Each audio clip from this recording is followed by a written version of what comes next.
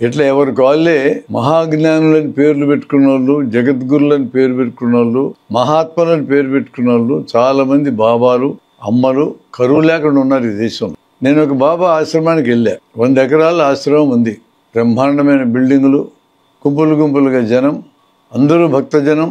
పట్టుడు గర్రలు పట్టుకొని మెడలో స్కార్ఫ్ ధరించి డజన్ల కొద్ది వాలంటీర్లు తిరుగుతున్నారు. అందులో ఒక వాలంటీర్ పట్టుకుంటా. జగద్గురువు గారి గురించి 4 మాటలు చెప్పిన ఆయన అని అడిగా. మహాజ్ఞాని ఆయన చదవని పుస్తకం లేదు. ఇప్పటిదాకా 1,00,000 పుస్తకాలు చదివాడు అని అన్నాడు అతను. 1,00,000 పుస్తకాలు అన్నా నేను. అవును అన్నాడు. గురువు గారి వయసు ఎంత అని అడిగాను. 60 ఏళ్ళు అన్నాడు. పోయిన 5 సంవత్సరాల నుంచి చదవడం నేర్చుకున్నాడు అనుకున్నా. రోజుకు ఒక పుస్తకం చదివినా 55 సంవత్సరాలు 365 రోజులు చదివితే ఎన్ని అవుతాయని అడిగా.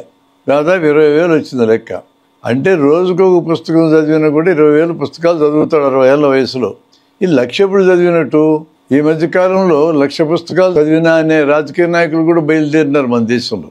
అంటే 1,00,000 అనే భాష బాగుంది కదా. 1,00,000 అంటే పలకడానికి బాగుంది, పెద్ద సంఖ్య.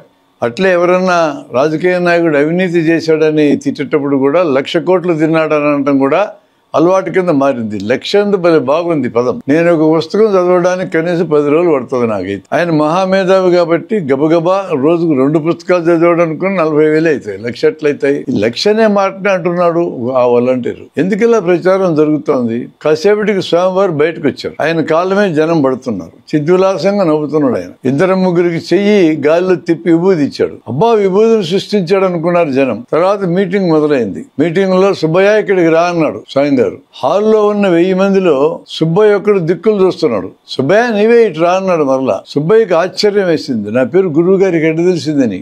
భయంగా భక్తితో దండం పెడుతూ ఆయన దగ్గరికి వెళ్ళి కాళ్ళ మీద పడ్డాడు. ఆయన గాలిలోంచి చెయ్యి ఇట తిప్పి ఓ పసుపు గుమ్మ సృష్టించి సుబ్బయ్యకి ఇచ్చాడు. సుబ్బయ్య కళ్ళకద్దుకున్నాడు. సుబ్బయ్య ఇది విజయవాడ అన్నాడు. అవును స్వామి అన్నాడు సుబ్బయ్య. నువ్వు చాలా కష్టాల్లో ఉన్నావు అన్నాడు. అవును స్వామి అన్నాడు. నీ కూతురికి ఉద్యోగం లేదన్నాడు. అవును స్వామి అన్నాడు. నీ కూతురు ఉద్యోగం గురించి నువ్వేం భయపడక దగ్గరలో వస్తుందన్నాడు. మరలా కాళ్ళ మీద పడ్డాడు సుబ్బయ్య.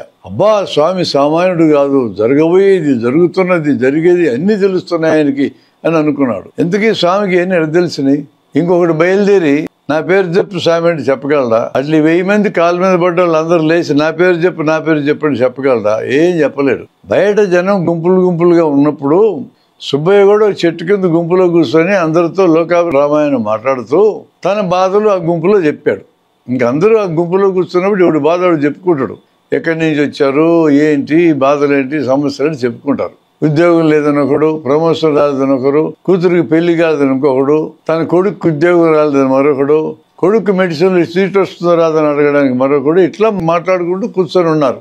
ఈ మాట్లాడుకుంటూ కూర్చున్న వాళ్ళల్లో స్వామి గారి ఏజెంట్లు కూడా భక్తుల్లాగా వచ్చి కూర్చుంటారు. అది అసలు కథ.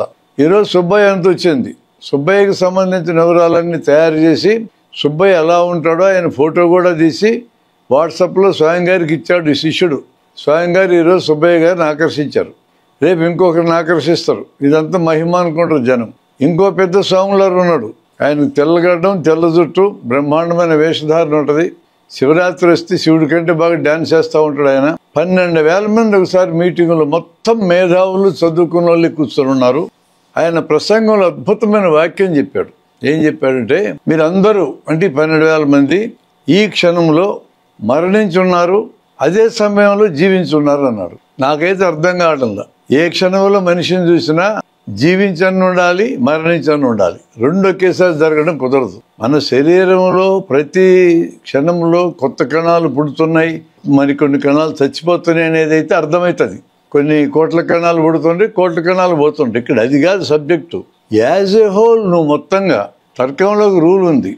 మధ్యే మార్గ నిషేధ సూత్రం. అది ఈ చివరన్న ఉండాలి, ఈ చివరన్న ఉండాలి. మధ్య మార్గ నిషేధం అన్నమాట. అది తర్కంలో ఫండమెంటల్ రూల్. అది నువ్వు ఏ క్షణమైనా ఈ చివర మరణించని ఉండాలి, ఈ చివర బతికని ఉండాలి. పరిశీలిస్తున్న క్షణంలో చచ్చిపోయి ఉండటం, బతికుంటూ 2 జరగడం కుదరదు. ఇంత ఫండమెంటల్ విషయం మర్చిపోయి మిస్ అయ్యి ఆ స్వాములారు అంతలో మాట ఎడ చెప్పాడు. సరే ఆయన చెప్పాడు, ఎందుకంటే మాటల గారడిలో అద్వితీయుడు కాబట్టి. ఈ 12,000 మంది చప్పట్లు కొట్టారు దానికి. వీళ్ళ తెలివిని ఏమనాలా అంటే, భారతదేశంలో చదువుకున్న వాళ్ళలో మూఢనమ్మకాలు, జీవితానికి ఆ చదువును అప్లై చేయకుండా చదువుకొని మార్కులు తెచ్చుకొని ర్యాంకులు తెచ్చుకొని ఉద్యోగాలు తెచ్చుకోవడం అనే కార్యక్రమం ఇది చేస్తున్న మేధావులు విపరీతంగా పెరిగారనే దానికి సజీవ సాక్ష్యం ఈ సోములారు ఇచ్చిన ఈ స్టేట్మెంట్ కి చప్పట్లు కొట్టడం అంటే.